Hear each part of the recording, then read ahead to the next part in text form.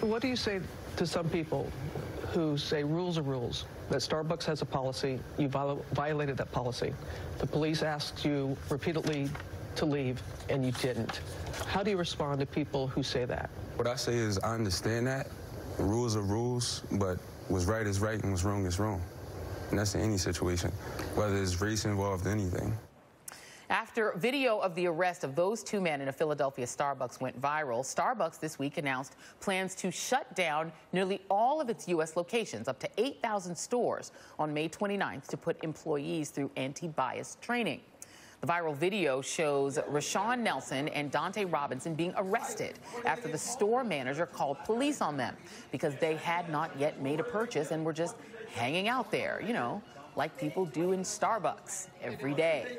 Joining me now to discuss, public relations expert Marvet Britto, Heather McGhee, president at Demos Action, who's helping advise Starbucks in their anti-bias training, and Jason Johnson, politics editor at The Root.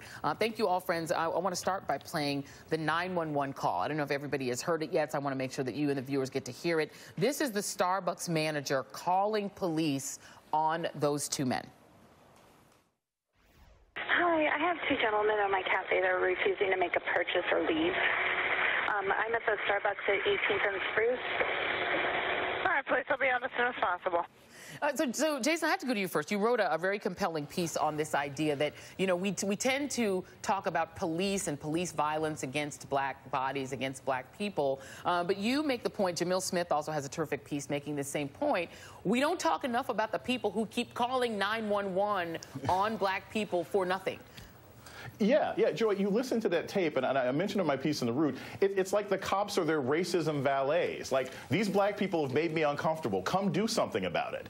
And the fact that she can engage in that kind of behavior so consistently, and these are the gentlemen who end up having to deal with the consequences, is another part of this discussion we need to have. Look, that can be called malicious prosecution. She could actually, you know, you could potentially charge, and we don't know if it's the actual person, but the Daily Mail says that her name is Holly Hilton. We don't know if that's the actual manager, but there should be consequences for people who call the police on African Americans for non-crimes for discriminatory purposes. And we have to make that a part of the discussion because the police are just an extension of their own bigotry when they make that phone call. And Marvet, you know, one of the things that I heard the most on social media when this happened is fire the person who called 911. Starbucks took a long time to then finally tell us that this employee was no longer with Starbucks. But do you think, just as a public relations matter, lingering over whether that person still belonged as an employee was a mistake? Absolutely. Starbucks has created a culture of community around coffee, where people all over the world use and abuse their restrooms and real estate over a $10 latte. So the 2 minutes that she took to call was incredibly aggressive. Yep. So Starbucks absolutely should have come forward straight away and said, this is not our culture. This is, we don't advocate, we are not complicit with this behavior. And it took them a bit too long to do that. They're being on the right side at this point by introducing the training and introducing the new, you know, ways in which they educate their employees. But that employee was aggressive, and it was rooted in her racial bias. Well, let's listen to these two gentlemen describing being arrested. This is more of their interview with Robin Roberts this week on Thursday. Take a listen. As soon as they approached us, they just said we have to leave. There was no question of, you know, was there a problem here between you guys and the manager? You know, what happened? When you were arrested, did they tell you what you were being arrested for?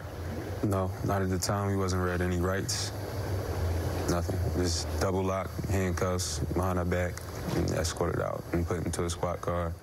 And so, Heather, you are one of the people who's advising them on what they're going to say during this day of training. The question I think that everyone has on their minds is, how is it that a person who's a trained manager at a restaurant like Starbucks, or a place that is known for people hanging out, drinking, sipping on a cup of coffee for hours, writing a novel? I mean, I've seen people come in just to change their baby in the bathroom, not buy anything and leave, okay? Right. That this person didn't even communicate with these two men.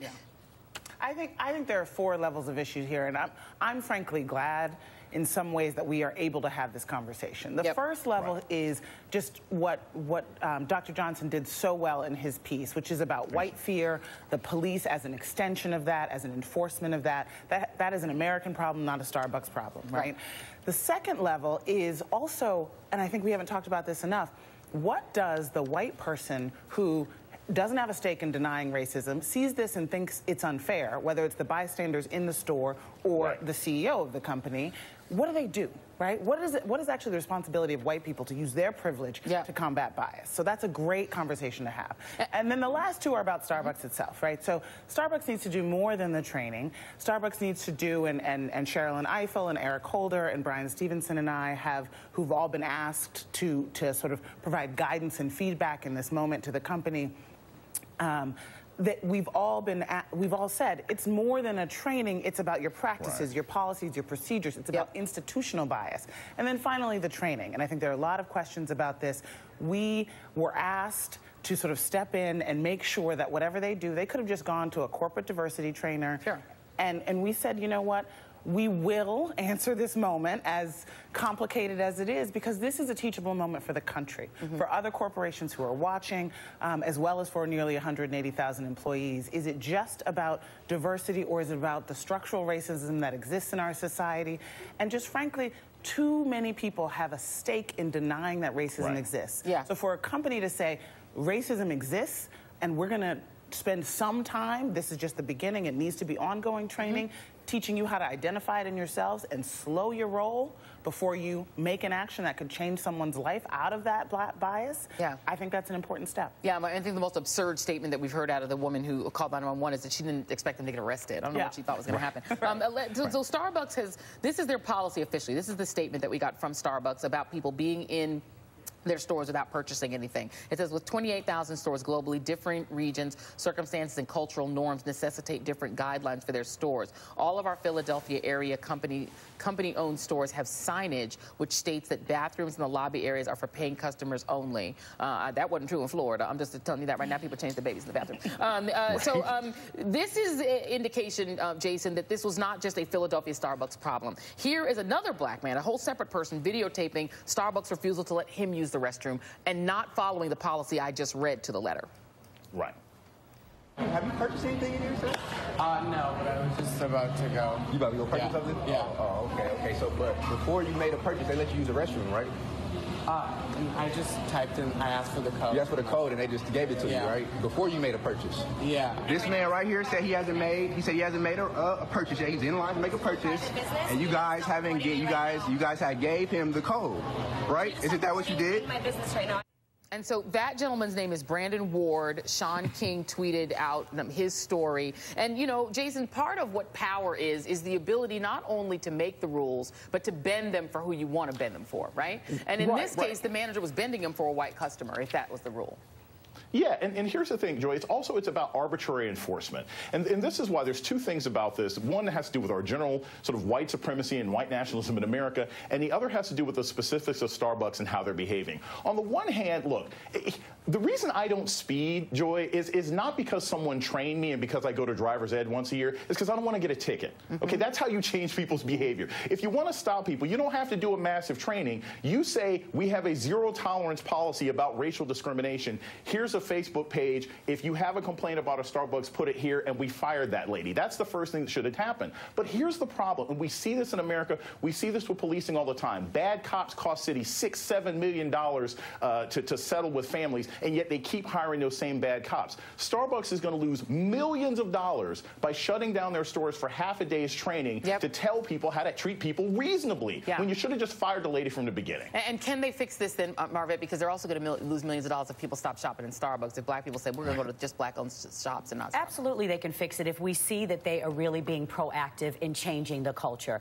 Listen, we know that this happens every day, and you know, racism has been rooted in customer service for decades. But they need to really move forward and come forward and show that this is not our culture, this is not who we are, this is not what we represent, whether it is the sole act of the employee or not. She has been a liability to Starbucks, and now they have to fix it. Yeah, absolutely. I wish we had more more time. Marvet's going to talk about this more on my podcast later. Read this, read that. So you can listen to more. We can hear more of what Marvet has to say. We're going to grab Heather and make her come back more and more and more and more. Jason Johnson, all three of you guys, thank you very much. And coming up at the top of